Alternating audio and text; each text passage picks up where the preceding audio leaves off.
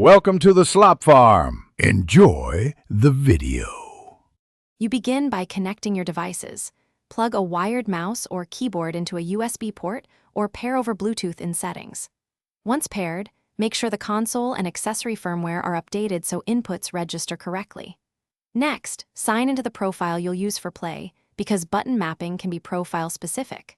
Finally, choose wired when latency matters.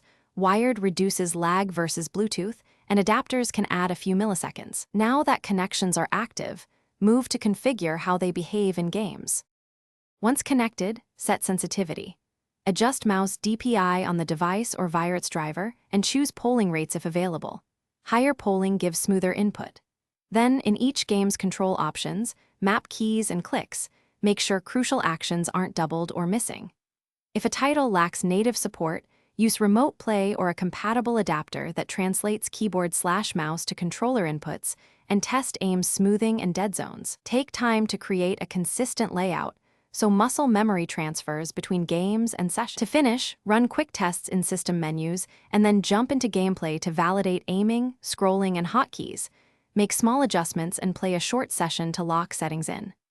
Save profiles on your peripheral if it supports them, and document any per-game tweaks so you can restore setups quickly.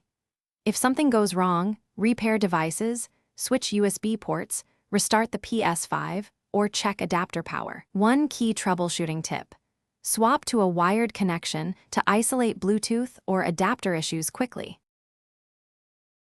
Thanks for watching. Consider subscribing if we helped you today.